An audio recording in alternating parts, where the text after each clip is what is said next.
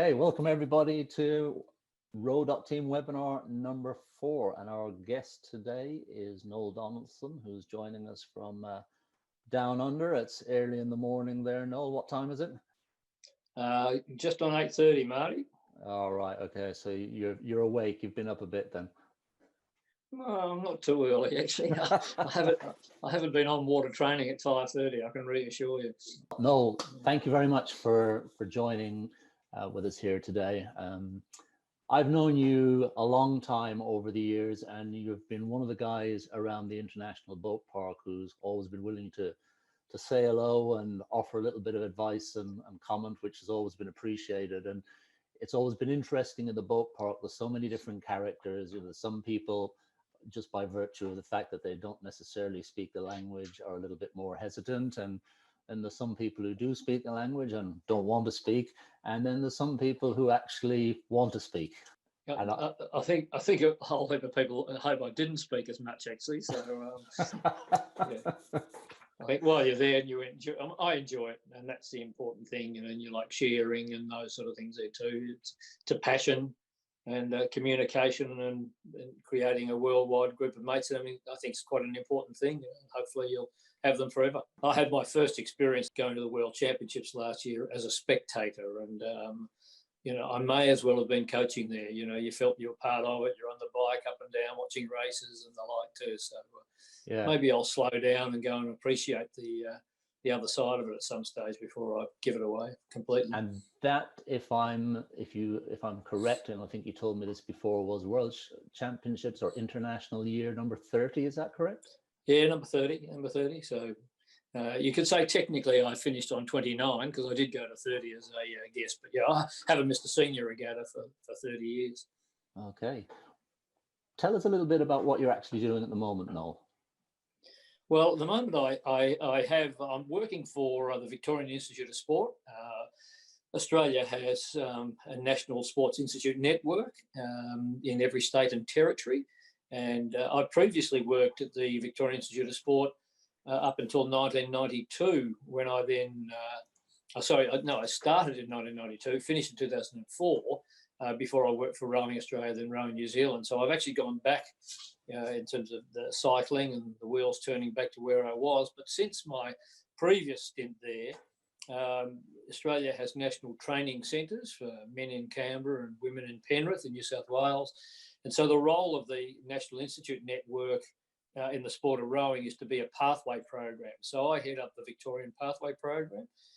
So we're talking more about under 21, under 23s, with the aim, if we get it right, in feeding the national training centres. And Victoria, along with New South Wales, are the two biggest states in Australia. So, you know, we do that reasonably well, but, you know, the pressure's there to continue to do that and, you know, continue to feed our better, younger athletes into our national training centres. So it's an all-encompassing rowing job, as you would expect, and a lot of people are. I don't quite coach as much hands-on, but I try and help the coaches, you know, with what they do on a daily basis anyway.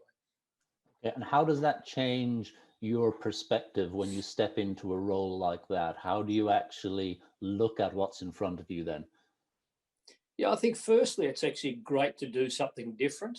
You know, when you are hands-on coaching, and I've been fortunate enough to have that a little bit through all the years. When I was the high performance director in Rowing Australia, you know, it was mainly administration, so you weren't coaching. So I have experienced that not active day-to-day role previously, so it doesn't come as a surprise, and so I'm sufficiently schooled up in terms of how to go about doing it. But number one, it's enjoyable, it's challenging. I've always been a person that likes to give back. You gave me some credit in the introduction, and that's something that I'm quite comfortable with, is trying to help other people as well. So I'm not certain we've got it exactly right. Yeah, but the coaches work well with me. You know, we try and communicate regularly with them. We try and give them an opportunity to develop and grow at the same time. And where it's needed, I can step in and grab the megaphone and try and sort of fix up a few things where, you know, we may not have got on top of at that particular time. But no, I'm really enjoying it. There are some frustrations, but in one sense, that's actually a challenge, you know. And I think high performance people actually like challenges, and problems are there to be solved and those sort of things. So it's a good place to be, towards the end of a career, so to speak, to be able to put back and use your experience. And I'd like to think now a calmer head than it used to be when I was a bit younger. So you're not competing with Tomo for the wash buckets in the yard anymore now? No. After winning that battle continuously, only because I used to work after dark. But no. I mean, yeah, look, I still love the hands-on bit. I still, trying to teach athletes and coaches about high standard rigging and those sort of things. I can't help myself. I've got about 4 toolboxes at the ready whenever they're required. So, I'm not standing back wearing a collar and tie, that's for sure. I like getting involved and love getting out in the motorboat. And, even if I'm sitting there watching, I love that side of it. The technology and using a bit of video and analysing their training data and all of those sort of things. I still love doing that sort of work. Yeah. So dealing with those, if you like, pathway athletes in the pipeline, just give us a little bit of the last few weeks or the last couple of months when this, when COVID-19 sort of hoved onto the horizon, how the group was dealing with that, and presumably, competitions are at risk and so on, how they actually felt as they were going through those weeks. Yeah, well, fortunately, working at the Institute, it's a very well organised and full of a lot of intellectual property in terms of high performance sport. So we weren't sitting on our hands in any way, shape or form. We could see it coming. You didn't have to be a rocket scientist to work that it was, it had been other places and it was going to come to us, and you could see the measures being employed elsewhere. But in the end, it did come quite quickly. But we were ready. We'd written contingency plans for it to make sure that if this happened, we would do that. If this, so we knew how we would want to go. And our actually shutdown came really, really quickly. I went to work one day and we basically said that's our last day of work. And then within about 2 days, the boathouses had all closed down at the same time. So Rowing Australia had given an edict to support the federal and state governments in terms of suspending operations. So the coaching staff are wonderful. They're on the front foot as well too. We gave out the ergometers, the watt training bikes, the weights equipment from the boathouses, from the Institute program. We communicated, who needed what. My institute, and because we were probably not going to spend as much money to the end of the financial year, was quite happy to go out and spend quite a lot of money on additional resources.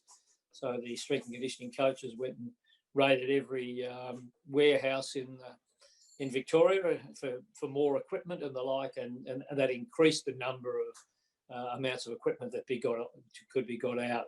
And so then we started being able to work collectively on program design and remote programs and how to go about that in terms of safely when you go from on water to all off water, the danger of chest wall injuries and those sort of things. So we tried to inform and protect ourselves so that we wouldn't run into even more problems along the way. Working with Rowing Australia, at that stage we were hopeful because we hadn't had our Australian underage trials for the World Championships. So the better athletes were all in full training. And we had about 57 on our list, including athletes back from the United States College program, all involved, with the hope that the World Champs would go ahead. But so Rowing Australia assisted with some direction in terms of a training program that we thought would work for that level of athletes. But in the background, we were pessimistic, for want of a better word, watching it from afar, that it wouldn't go ahead. So I worked with my staff in terms of design what we call Plan B, which was for no international racing. So once that was announced, we've instigated Plan B. And in fact, this morning, once I finish with you, I meet with all the coaches just to do some tidy ups and some loose ends of Plan B, because unlike you go to summer, we go to winter.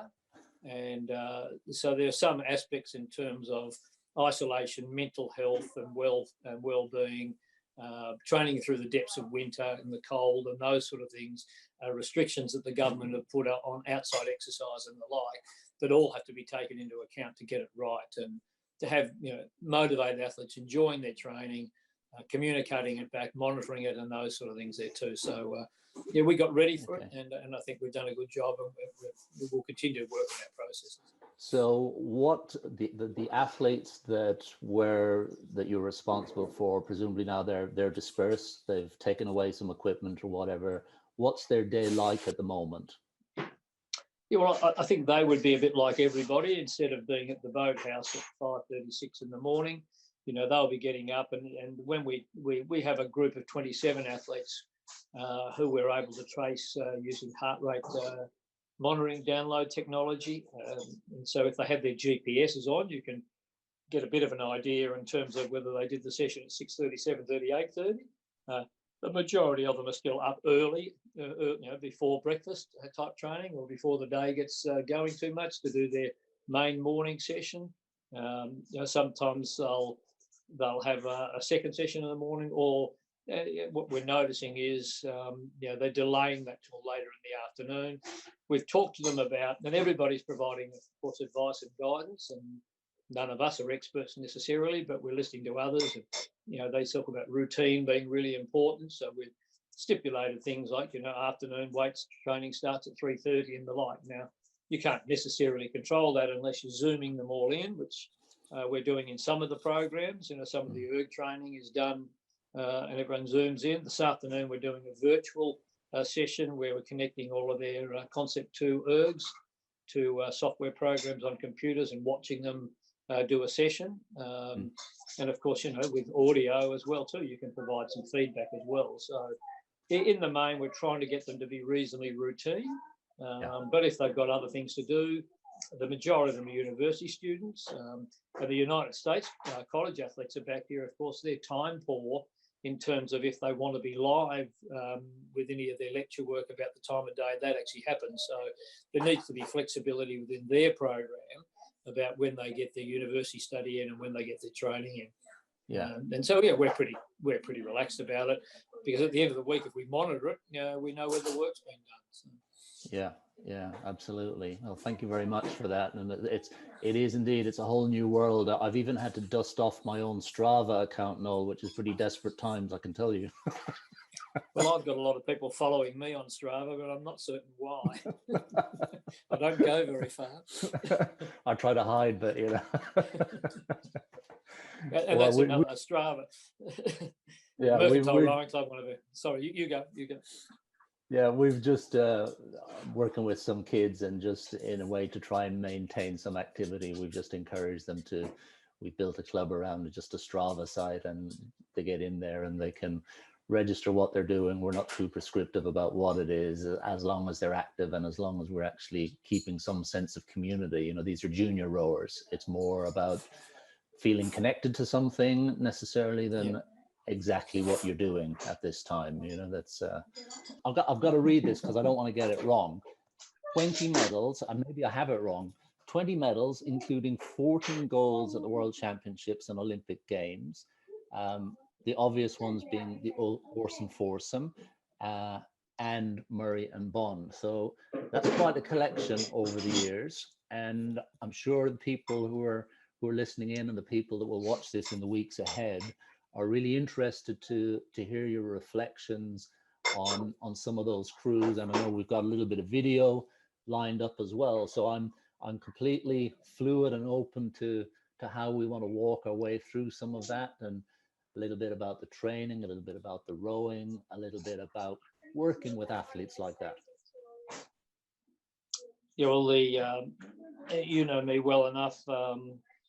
There'd be a core out there that might think I'm an egotistical so-and-so, but I'd like to think I'm sufficiently humble, and I've often said things like the records and those sort of things only come when you become a good coach because you've got good athletes. So there wouldn't be too many of those athletes that won medals who weren't pretty capable athletes in their own right, and would most likely have won the same colour, if not a better medal, with another coach is the same thing as well too. So, you've been fortunate to be in the right place at the right time. they say you make your own luck, and I think there's an element of truth in that. I've been a professional rowing coach and studied, and come from a physical education teaching background and the like there too. So I've sort of been in the right place and at the right time. An ex-coxswain as well, and so you bring your coxing skills to the fore in terms of trying to help people, rowers make boats go better. So I probably always say that if I couldn't have done that sort of a job, then I shouldn't have even been in the industry, because I've certainly had the opportunities put in front of me there, and great programs, well funded, all of the makings of what you need to do to be able to execute good results internationally. Yeah, it's still, I listen to quite a lot of different podcasts, different athletes from different sports, and even a lot of athletes that have been on the top for quite a while will still refer to a certain amount of luck being involved. Yeah, that's right. Yeah. And sometimes there is a bit of luck. Luck can be not because of what you do, because maybe what someone else doesn't do. The field's weakened, and so you're the best of it, or those sort of things there too. I don't think you get too lucky in terms of increasing your own performances per se, but you might be at times in terms of how someone else performs, or the lane you get, or something like that there too. You all get that. You'll all get an element of bad luck along the way as well too. When an athlete gets injured and those sort of things there too. There's elements of bad luck that everybody could tell, and I think, to be honest, there'd be probably a couple more medals in there somewhere if we hadn't had problems along the way. So that doesn't make me a better coach. It just means that that's real. Yes. No one ever has 100% sort of output. Well, I think we've all experienced those moments at international regattas when the wind suddenly switches around and you think, uh-oh. That's like when I go on a bike ride. It's always into a headwind. To make a long story short, so they say in the classics, we had some very good coaches in the late 80s in Melbourne. Brian Richardson, who ended up being head coach in Canada, worked in Denmark recently, currently chairing the selectors in Australia. Rowing, I rode with him internationally. Marty Aitken, from his Swiss and Zeno and UK background as well. So we had some fantastic coaches, but for varying reasons, they left for other pursuits. Marty went to the UL in London. Brian went back to commercial real estate, because in those days there wasn't quite money in it, and was left with myself and Paul McGann standing at Mercantile Rowing Club with a whole heap of really talented international athletes. And at that stage, they were on the Oarsome Foursome guys were on a year off post the Seoul Olympic Games. So Paul and I ran the program in 1989, but by the pre-season 1990, all the top guys were back in action, and he and I looked after them. Then it was me who then took them to the World Championships, and there began the story, basically, of it. They themselves had come through the traditional background. They'd had time at the Australian Institute of Sport. They'd rowed in Australian eights, done the normal thing. But being back in Melbourne and having had a break, we sort of couched an idea with the selectors in Australia about the idea of rowing a four rather than an eight as a priority boat. And that meant they could stay home. We could do it sort of, locally based and the like. And to the selectors' credit, they did do that. There was a bit of ego in the guys, which I think I might have told you the story before, that they said, well, we don't want to row an eight because we don't want to drag four other blokes along. But the other four blokes were probably pretty good mates. But we got the story in terms of let's put the cream together, and then there's no excuses if you don't do well. You've got all the good guys together, and it clicked reasonably well. We became sort of known for who we were on and off the water. And the results followed for a pretty long period of time, realistically, various iterations of the crew. But it stood the test of time as different athletes came in and went out, and others continued on for a good decade, basically, which is pretty good. And not unlike Murray and Bond, who had a couple of years before rowing the pair at international standard, and then 8 years in the pair, and Hamish is still going. So that's a 10-year career as well, which is pretty good, outside of single sculls to had groups of people together for that period of time. Absolutely, yes, yeah. And you and I mentioned this, had some discussion about this before, that sometimes you put a crew together and right from the off, you can see that this is a boat that almost seems destined. And in some respects, as a coach, you're trying not to get in the way. And other boats are just pure hard work. Was this a boat that looked like it had destiny? Yes, but I do think that we're quite lucky that the individual talents and the fact they're pretty good mates anyway allowed them to be prepared to get a really collective line of thought going. So yes, it did always have legs because they were good athletes. You know, they'd been some of the world championships in the eight, and the only time Australia ever won the eight. So they obviously had that sort of background, and because they were all from the same state, they'd rode in state crews together. So they already had continuity. They'd had, although the national coach generally was Ryan Holt-Barchi and the state coach were people like Marty and Brian, there's still enough continuity in terms of how they rode and what their backgrounds were. And you know, I'd coached James Tompkins at school, and we were all pretty much on the same page with the way we rode. So it wasn't difficult when you put them in the same boat together to get some real harmony. But we really made it. And Sam Patton, who's probably a little bit of a forgotten soul in it somewhat, he was in the first iteration of it in 1990. And you know, he was the oldest of them. He's a surgeon now, still doing a little bit of rowing training. He brought a calm head to it in the early stage. And a lot, Mike Mackay was a human movement graduate and the like. So there was the right sort of balance of experience, knowledge, science behind it. One of the things we tried to do was to make sure we rode really long.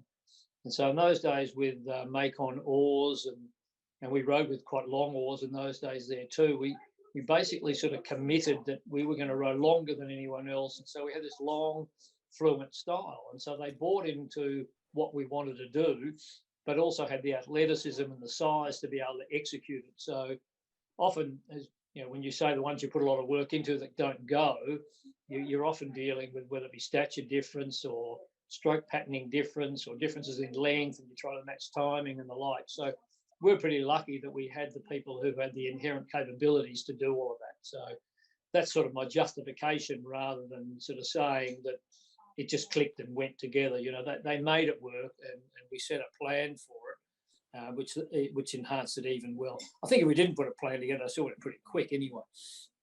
Yeah, but like you, as you've explained it there's actually a lot of history behind it in terms of how long you've worked with some of those people, the consistency of coaching that they actually got. I mean, I've seen something similar with that eight that I worked with, the British eight. I actually coached 3 of those guys through college. So, you know, again, you had that continuity. You mentioned the clarity of thinking that they had as a unit. So explain a little bit more about that. Yeah, look, without maybe answering the question directly, just sort of, you know, some anecdotes about it. You know, by around the 1990 mark, well, it was 1990, we had Professor Teo Kerner come to Australia.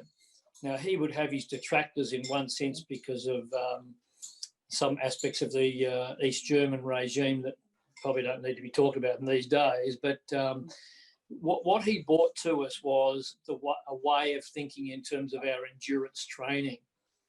And he also, although his English wasn't brilliant, the concept of integration was really important. And so what we tried to do was build a model, which I think is extremely relevant and what we probably stumble over directly today in terms of how everything in the sport links together. So by that, the way in which you row. So one of the things we talked about in those days was building the stroke through the middle and finish. So when you row long and you row with, you know, long oars and that sort of stuff there, the principle of leverage and acceleration was really, really important. So to underpin that, of course, you needed to do enough endurance training, which Teo brought those messages to us. because earlier on we'd come from I wouldn't say a polarised program as we have today, though. It was a much more anaerobic program where every week you'd be doing 500s and 1000s and 1500 metre repeat sets and the like. So we increased our endurance training quite a lot. We had a stroke pattern that was built off an aerobic platform. Our fueling, in terms of fuel, learning about appropriate nutrition in those days, was around the type of energy system that had been used during the sessions as well. So the old simple method of carbohydrates post-endurance and protein post-strength and the like. And Mike Mackay at that stage did a postgraduate feature on that as part of his study in terms of periodised nutrition. So I think we were trying to make sure that we integrated everything together, from the way in which we rode stylistically and the length, the gearing on the boat, the type of aerobic training, the stroke patterning being one of based on acceleration and consistency. So, you could row more even splits and go faster that way and the like. So that's sort of a short sort of summary of all the things we brought to the fore in those days. And I'm not certain that it had been probably thought about, or certainly not in Australia, with that much calmness and in-depth and systematic planning that it had possibly been previously, all bar what Reinhold was trying to do through the Institute and with the support of a wonderful sports science backup team led by Alan Hahn and people like that. So, we were fortunate to have that as our forebear, but we're able to take it on another step. And of course, today that's just staple fare, and that amount of knowledge is pretty widely spread around the world. So, you've got to be one step ahead of what we were doing in those days. But I think we were pioneers, and yet no one would have given us or known about that. Being down under, we're shielded from sort of Europe somewhat. They'd only see us a few weeks a year. We're carried on like clowns and kick footballs and threw frisbees around the boat park and that sort of stuff. But I'm not certain that people could give us the credit that might have been due for the science and the intelligence and the calmness that actually went into a really, really top-level high-performance program. And that's, 30 years ago now. Yeah, so 30 years ago, and you mentioned distance there. So, I mean, would it be a similar distance to what you would see these days, or a little bit less? No, we would have, we do more distance today. I mean, the sport's a very physical sport. To me, that's still the number one. And, being in Linz last year and seeing an Olympic qualifying year, the most commonly used word around the boat park in Linz last year was brutal. Racing was absolutely brutal. And to be able to race that way, you have to prepare that way. Physically, you have to be extremely well prepared for it. In those days, of course, we were amateurs.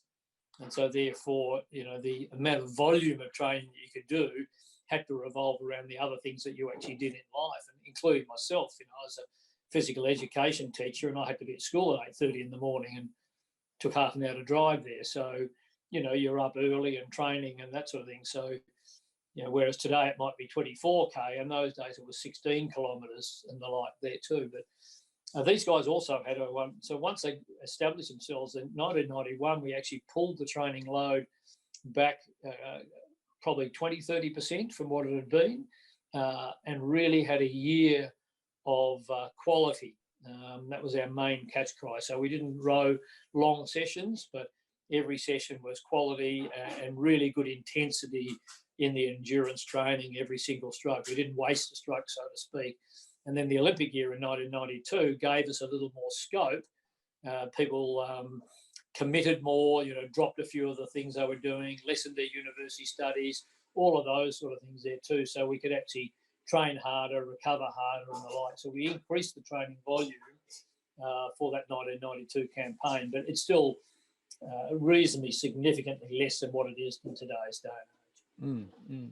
So it is maybe a timely moment as well, just and given the role you're in currently, just to come back to that issue of the balance that those guys had in their lives and where we are today with what's demanded of the athletes in what's still an amateurish type of sport that requires professional dedication, and how that's being dealt with the athletes that you have in the pipeline at the Institute today.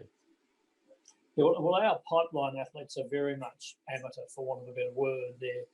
And so the time management of coaching them and the skills that their day-to-day coaches have in regards to time management is extremely important.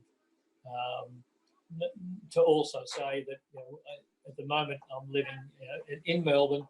Melbourne's a big city, 5 million people to Melbourne and its outer surrounds. It's not as densely populated as many big cities, but in terms of traffic and transport and those sort of things there too, if you don't leave home early or go home late, you're sitting in traffic wasting time. Time is a thing that is really, really important for those younger athletes. So, managing their training times when they train in the morning, access on a very busy waterway as well has to be factored in. Now, we train on the Yarra River. It's a narrow, windy river and a wonderful place to train. Melbourne's a hub of sport in the country in one sense. Sports grounds all over the place. Australian Open tennis is held within a few hundred metres away and the like.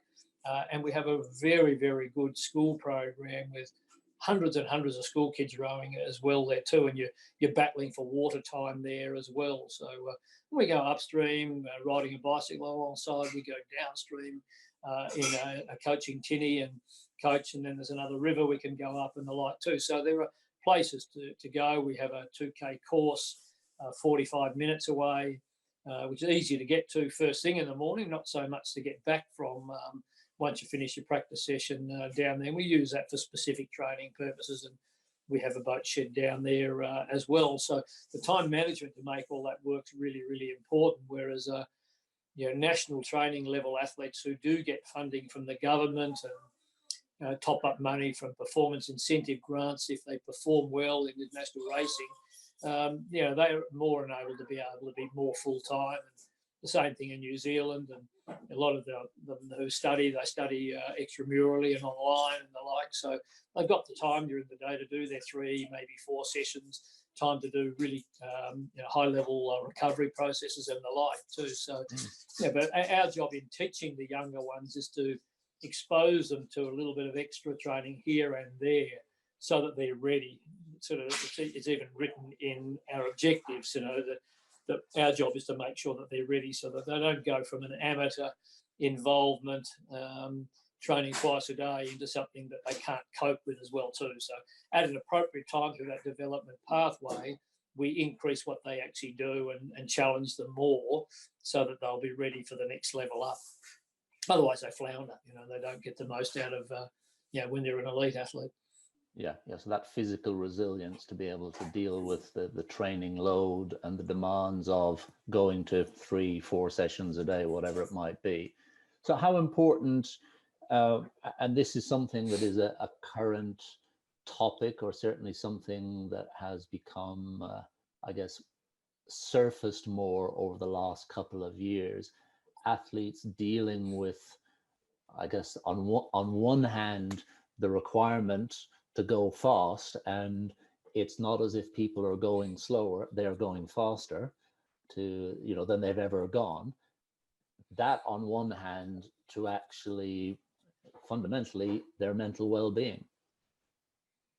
Yeah, look, it's become far more prevalent, and it's certainly not a rowing issue, is it? We hear about it. And rowing's a very small sport, so we don't attract much media attention.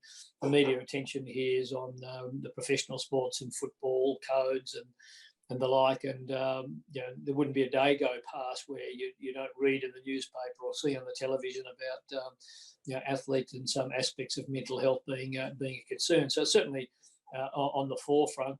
We're fortunate enough that we actually have professional staff that work in that area.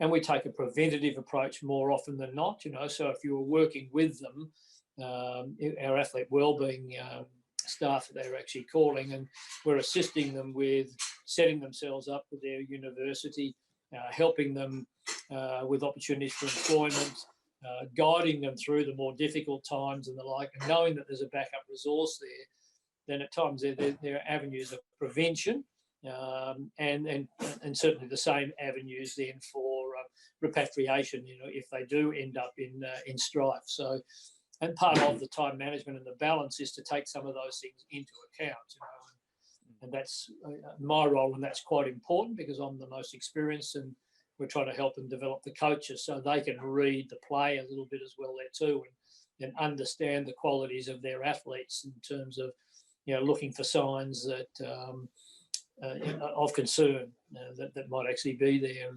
And at a national level, Rowing Australia has a full-time lady involved with both the NTC. So that's the importance that's actually shown to the role of mental health. And our training design has to take that into account. There needs to be periods of time where there's some regeneration and the like. I know that the men's program train horrendously hard, but Ian Wright will give them a good day and a half on the weekend to regenerate, where some people might try and sort of sneak a little bit extra in. Our women's program, they tend to not train maybe as hard, but they probably spread their training volume over time. So there are many ways to skin the cat, but I think certainly our two head coaches are very, very aware of what those needs are, despite the athletes being right on tenterhooks in terms of their ability to cope with the load that's presented. And you can see it at time when stress levels get up. You can see it at time when injury prevalence increases as well there too. And they're the signs where you then need to watch it and pull back and make sure you get things right. So you're dead right. I don't think that necessarily the athlete of today is a more superior athlete, but we have far better opportunities for them. They train much harder. They get far much more out of themselves in terms of capacity than what their forebears actually did. But that does put a fairly big risk factor associated with that too. So we need to be aware of that, because I think all sports now, with the opportunities for young kids to go and do other things there as well, and if we lose an athlete, we don't necessarily be able to replace that athlete. We're not certainly running a factory. So retaining our people is really, really important. So their physical and mental well-being is pretty important. Well, very important. That's in a way a good place where we can evolve this journey a little bit further. So you've come through this experience where you've been in Melbourne, you've grown up with some of these athletes, you've worked with this crew, and this crew has been pretty successful. And then the other experience you then have is that you come into an environment in New Zealand with quite a lot of success in that environment already. So talk to us about your mindset going into, if you like, an environment that you didn't evolve through. I was pretty ready for it in one sense, because in differing roles for 8 years beforehand, I had lived in Canberra 4 years as the high performance director and 4 years as the men's head coach, based at the AIS. So, and through that program, I primarily coached the men's sweep group, and in all essences, it was very much like for like. Those athletes had really good resources at the Australian Institute of Sport. The facilities were very similar, the boathouse, administrative offices and the like. So walking into Rowing New Zealand was not dissimilar in any way, shape or form to what I'd walked out of at the AIS. So for me, it was quite a comfortable change in terms of day-to-day operations. There were things in terms of cultural differences and different ways of going about things, even though we're neighbouring countries, but not something that you weren't able to very quickly get yourself into line with as well too. And a big part of going there also was to coach Hamish and Eric, post their time with Dick Tonks as well too. So certainly gave me something to get the teeth stuck into straight away, where there was a product that was already up and running. So, I didn't go there needing to develop a program or anything like that. It was a case of just getting in on board with my colleagues over there into something that was very, very well established. And to my mind, I think Australia's now sort of getting themselves much closer to the quality of the centralised program that's in New Zealand, but there's no doubt that the success of the British and New Zealand programs through the 6 years I had there, so all through, you could pretty much say 2 Olympic cycles there, is due to very, very similar, very good quality centralised programs, and the results flow on the back of all of that. So I don't think there's too many examples here and there. There are lots of examples where the German men's 8 is a centralised program with their whole sweep in Dortmund and the like, but there's very, very few examples around the world by way of percentage where the success doesn't come from somewhere that's not more centralised. You know, the days of doing it remotely and here and there, or coming together on weekends and those sort of things is much less than it is commonplace today. So it was pretty easy to walk into New Zealand, and at that stage there, I was in the new Olympic cycle. I was running the development program in Australia. And I had a choice of running the development program or coaching Murray and Bond, who hadn't lost a race for 4 years. So I said, wasn't a difficult decision. So we discussed this before. Sometimes the thinking is just don't mess it up. Well, I got told that by everybody, you know. And they didn't use the word mess, I can reassure you. Well, I'm being polite. It was a 4-letter word, though. Yeah.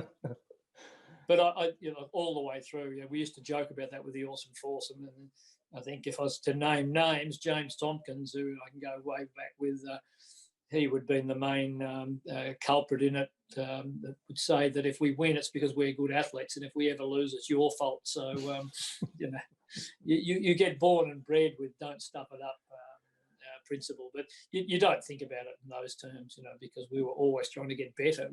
We weren't trying to protect a win; we were always trying to win by more. Yes, yeah, and maybe that's something just a little bit without dwelling on it too long, because we do have a little bit of video as well of the pair, but that initial, I guess, coming together and agreeing what the way forward is between you and the pair. What type of discussions, what type of agenda in those early days did you guys have? Yeah, well, I mean, sometimes working with 2 people, dare we say it, when I worked with James Tompkins and Drew Ginn as a pair, sometimes we made life very difficult for ourselves, and coaching 2 people was like coaching 22 people. But with Hamish and Eric, I haven't come across 2 athletes, although they're completely different, they think about things different ways and the like, who, when you sat and met with them to decide what your goals were, who could get on the same page in terms of the rowing execution, maybe not necessarily about life, but about executing what your plans actually were, and the clarity of reviewing and the feedback received at the end of a season. So the pre-season, post-season, and generally once through the year would be the only times we would really meet of any real significance and make some really set plans in place. And the execution of those plans over the 4 years that I was involved with them there too would have been 98%, you know, and that is unusual and a really true mark of their champion status. And it doesn't get listed, you can't measure it and the like. But one of the things, probably the more immediate thing when I first went there that we decided was that they'd had 4 years of regimentation with Dick Tonks. You know, Dick had been a brilliant coach for them in my eyes in terms of physical resilience, mental resilience. You know, taking them through. You know, his record is outstanding in terms of international coaching. He's a tough man, non-compromising and the like. But they, at late 30s, or Eric was in his 30s and Hamish getting close to it there, were not confident that they would be able to maintain the same level of output and enjoy it and continue to do it for 4 more years. So when they sort of separated, for want of a better word, they, working with me, were certainly looking at doing it a different way. And so what we needed to do was define what a different way actually was. I can reassure you they trained really hard. You know, they trained maybe not as hard in terms of total volume as some of the other New Zealand crews, but there wouldn't have been too many strokes rowed that weren't right on the money in terms of the effort that was actually required. But we need to keep it fresh, lively, understand what other aspects in life they actually had. You know, Eric was a father. Hamish's wife was in the final years of her medical studies and the like. So there were things that we needed to do. They had, where rowers don't earn a lot of outside income, they had the opportunity of being quite corporate sports people within the New Zealand framework. They're very well-known sports people. So we had to allow them opportunities to be able to go out there and further their careers and make some money and, you know, go and talk at events and be there. So we needed to factor all that in and manage that and not let it get in the way of training or performance. And if I was to say how well we did that, I think collectively, although, you know, there's certainly some challenging times, it was a 9.5 out of 10, you know, across the, you know, the three of us. That's a very interesting that you say that, because I've heard Steve Redgrave say the same thing about the transition he made from Mike Strachan to Jürgen Grobler. That Mike helped him get up there when he was young, get his first medal, but he didn't necessarily see that he could sustain that type of intensity throughout a long career. So does that say anything about getting there and the differences with staying there? Yeah, well, I think definitely, you know, and it may well be that lots and lots of athletes through their careers will need a second wind, if I wanted a better word. You know, they'll need, whether it be from a coach or you know, move to a different training centre within a country or whatever it might actually be, to reinvigorate themselves. Yeah, it's the only way you succeed in rowing, particularly these days, and it would have been still sufficient. You know, Steve was through the same days as the Oarsome Foursome. In those days, it wasn't as if they weren't training. And when you say we do more today, they're still very busy people there too. So to be able to sustain that for long periods of time. And at the beginning of our discussion, we talked about, you know, Oarsome Foursome being a 10-year a campaign, the Kiwi pair being a 10-year campaign and the like there too.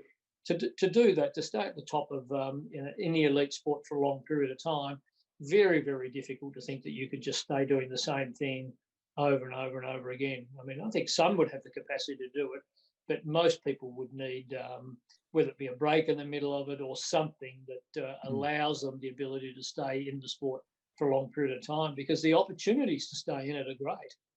You know, the sports medicine backup, the science that's involved, the very good ones, you know, to be able to get some corporate dollars and those sort of things there too. We are seeing a lot more athletes stay for much longer periods of time, but I don't think you can just expect they're going to stay from the day they're 20 until the day they're 40 without some sort of measured balance in what they do. Yeah. So I'm going to run a clip that you gave to me. You set me a little challenge. You didn't tell me what was going on here of the pair, and I've put these two clips together. So the pair is rowing along in a piece of water, and then there's another clip welded onto that where they're rowing along in the same piece of water, although the water itself is a little bit different. So where is this, by the way? This is pretty much at a place called Keely's Beach in Lake Karapiro, about 4 kilometres from the boathouse. And this is pretty much around the 2,000 metre start, so it's 2 kilometres further down on the same stretch of water. The building you see in the background is probably Row New Zealand would be one of the buildings you could see in the background.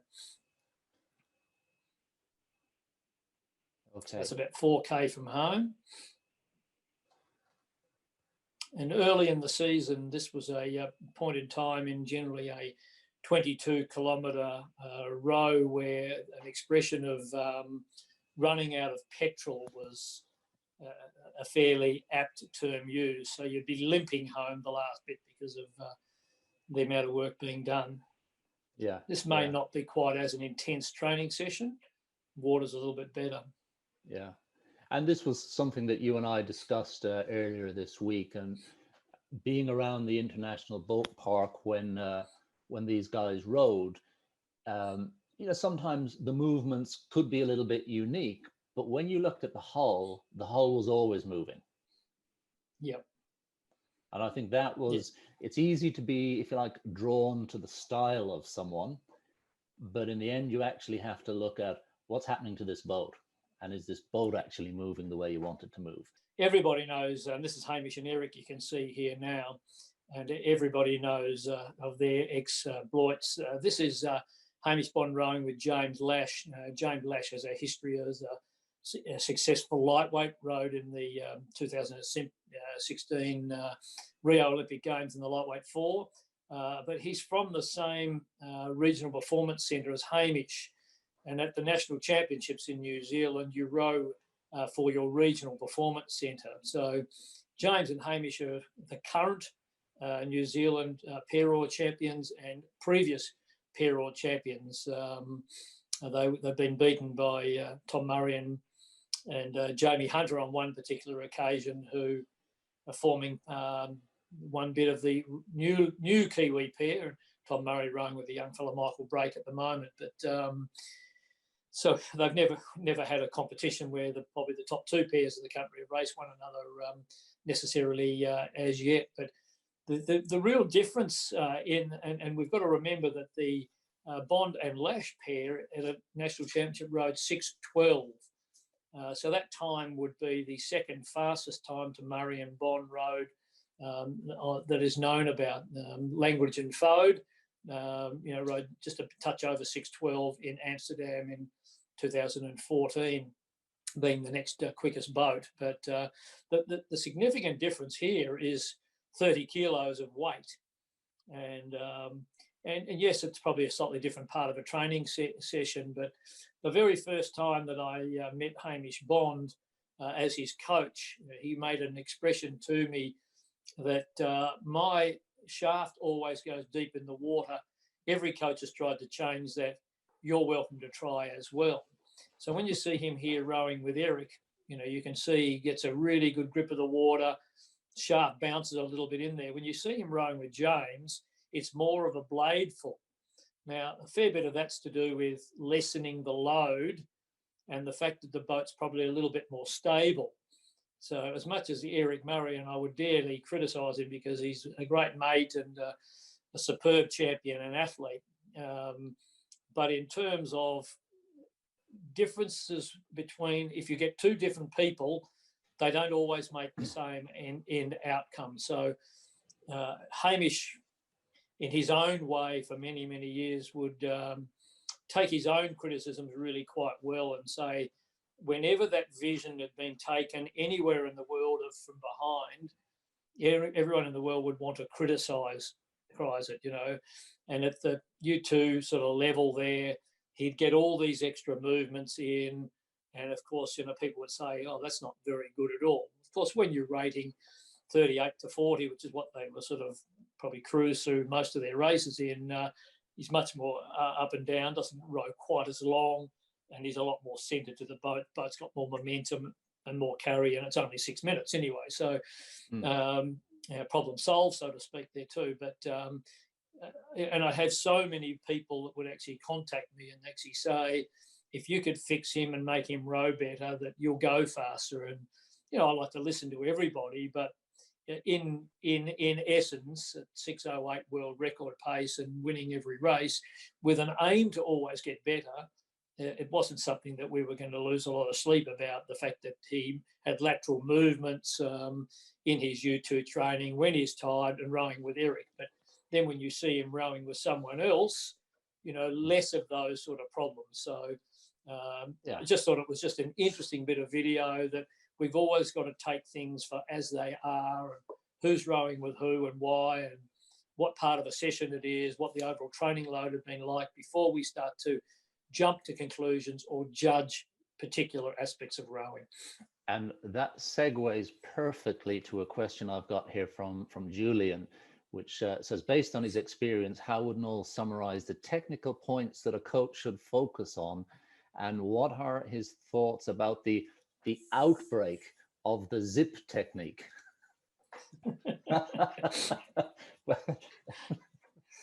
Well, we only have things come in, go in cycles. We could mention Carl Adams' name, and it's not something that's new necessarily. Things will always be cyclic and the like, and there are many ways to row.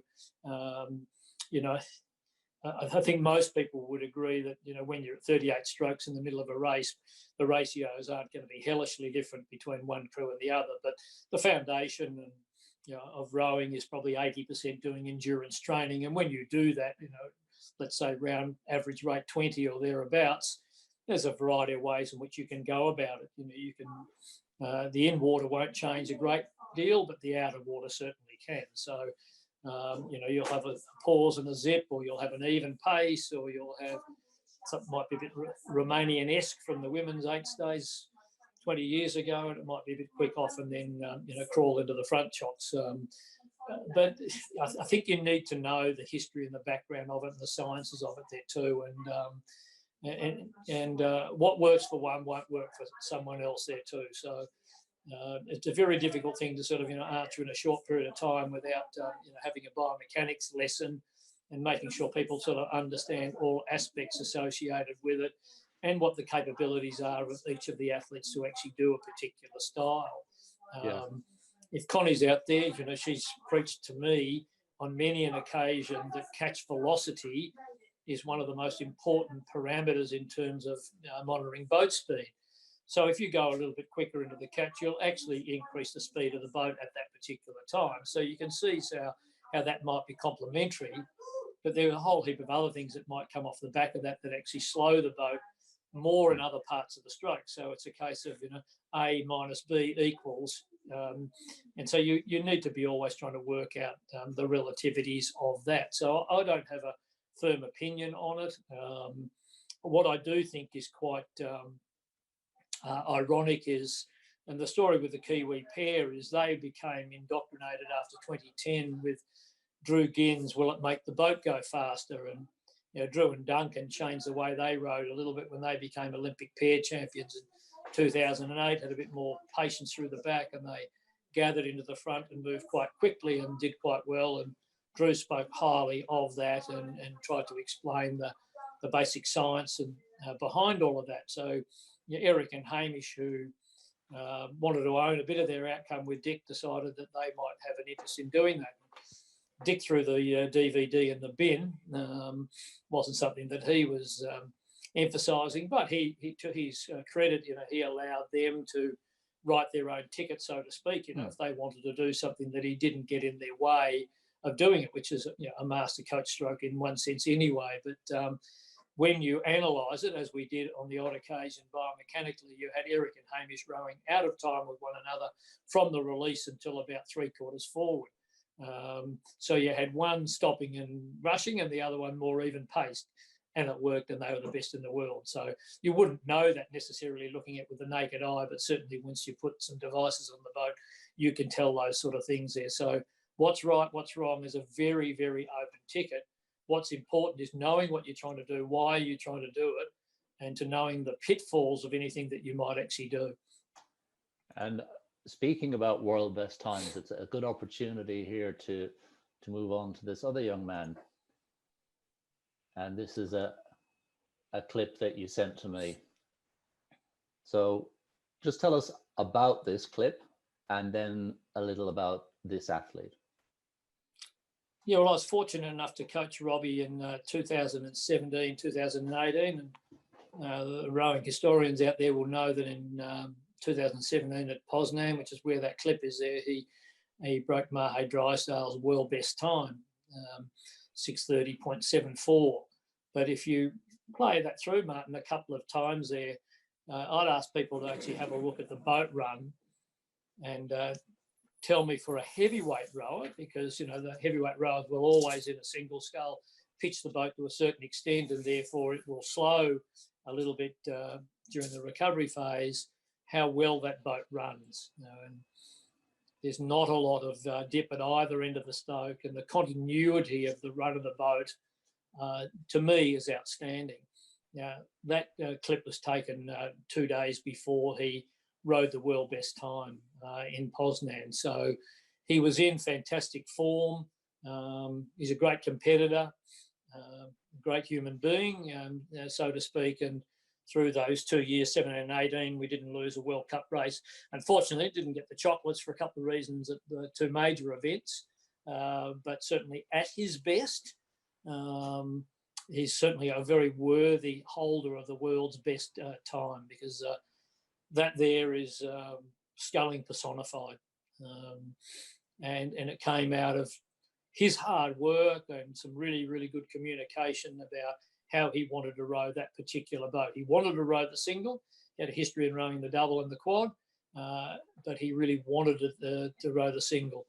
And we found sort of a moderate training load overall for him. But the really key thing was we were able to have him moving really, really fluently and moving in real harmony with his boat.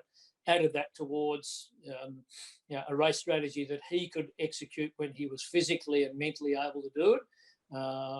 And he could row some pretty good times for most of the race, and he had a really good sprint on him at the same time at the end of that race there too. Because not an outstandingly powerful man, only about 190 centimetres tall and 90 odd kilos, so he's certainly not of the Andre Cynic, Mahe Drysdale size, but a pocket rocket, for want of a better word. So underpinned by some absolutely magnificent in tune with your boat rowing, certainly that particular regatta, and a lot of those other regattas around, but that was certainly the pinnacle.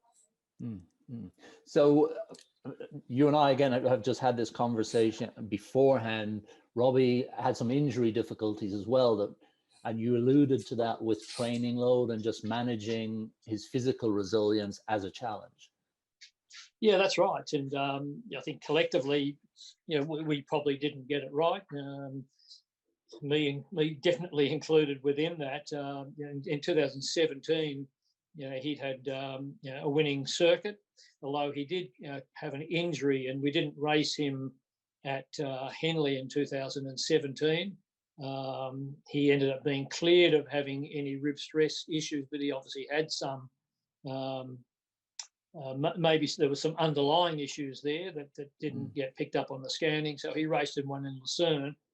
But when we came home, his ribs started to play up. He got a virus and he had a cough, and it interrupted with his training somewhat there too. So he had a pretty interrupted run. In the end, he did have a rib stress problem. So he had about 5 weeks of compromised training back in New Zealand winter before going to Sarasota. So he unfortunately couldn't take his European form into the World Championships, but it was a very brave 5th place. He never gave in, and he fought his way all the way through in that campaign.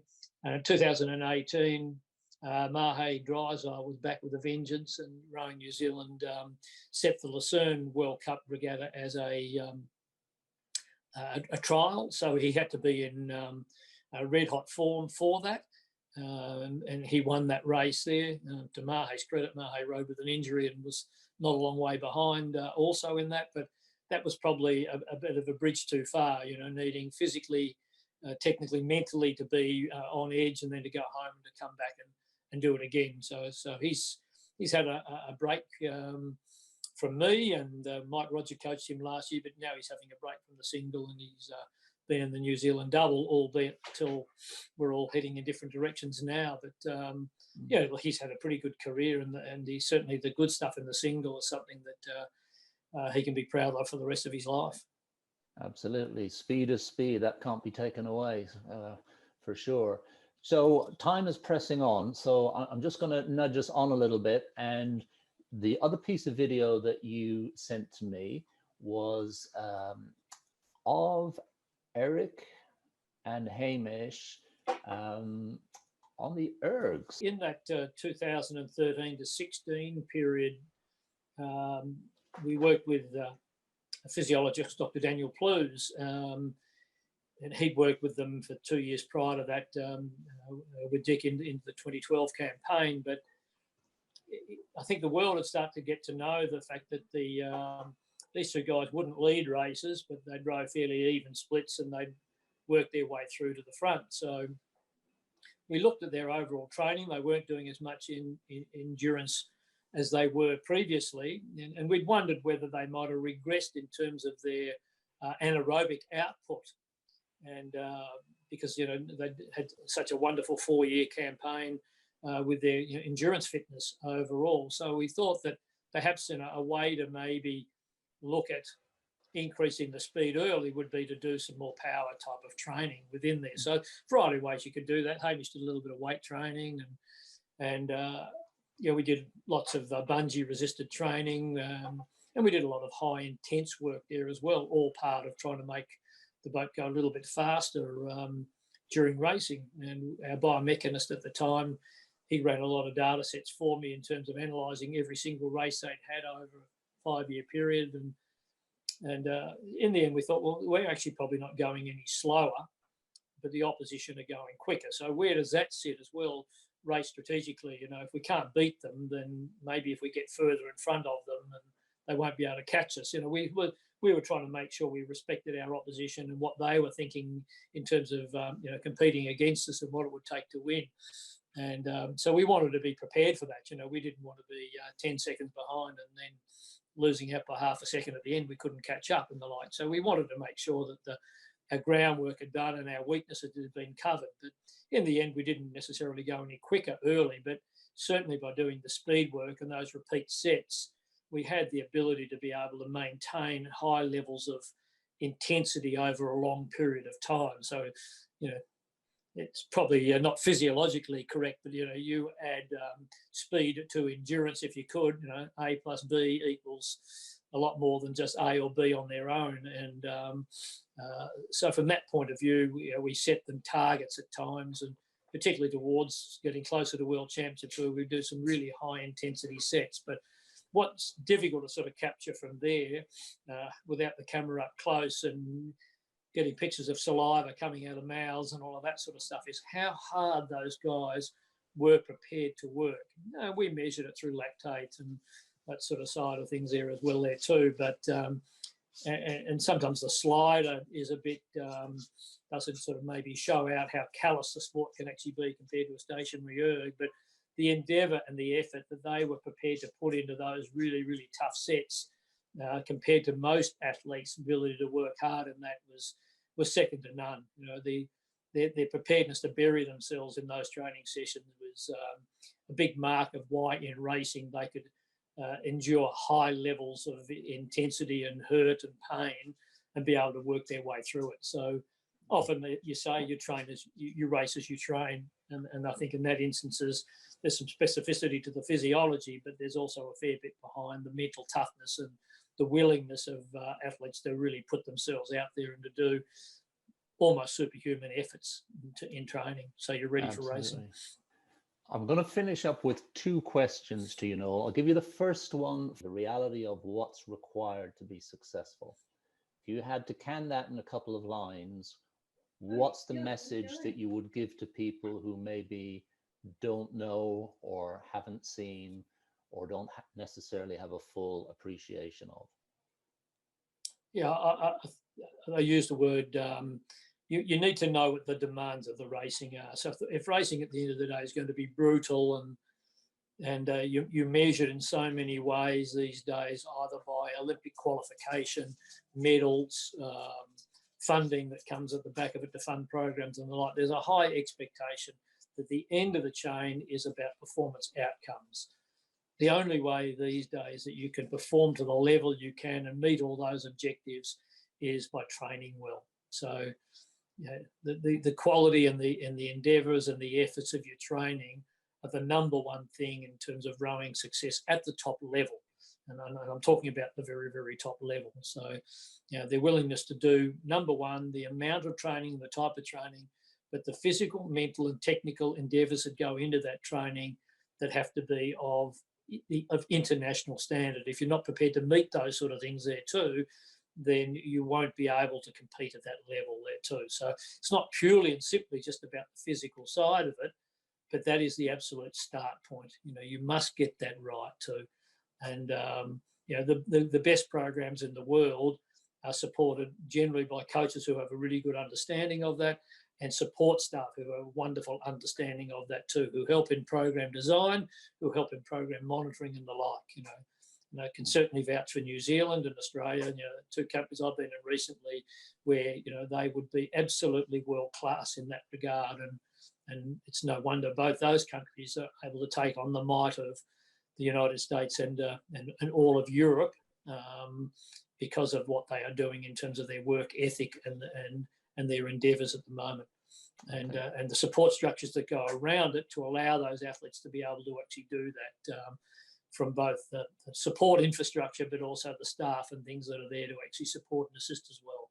Get that bit right and you're in the game. Get that bit wrong and you're not in the game. There's a lot of simplicity involved in the sport, brutal simplicity in many respects. The second question, and I do have a question from Justin here as well that we'll ask you. The second question is, what would the 30-year international veteran of coaching say to the 25-year-old guy who was just starting out on his road of international coaching? Keep learning. Yeah, super important. You can't. It's not all about experience. That's only one aspect of it. But you can't buy it off the shelf or anything like that. You have to earn it. You have to be out there and you have to do it. And there's some hellishly good young coaches.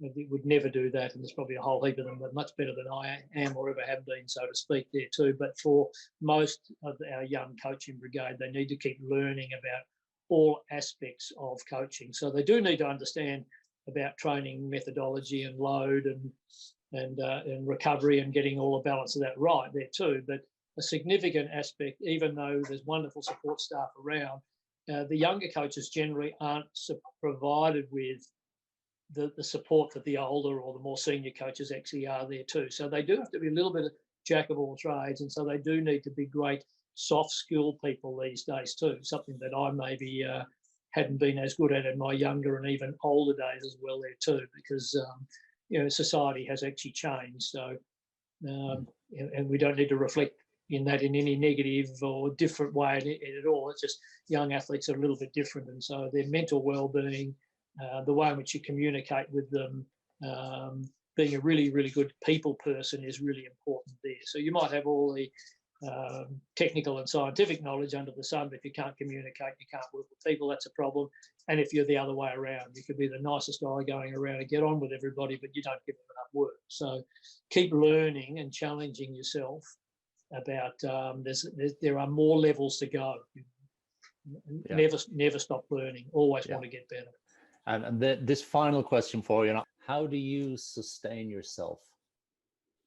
I'd like to think that I'm mentally tough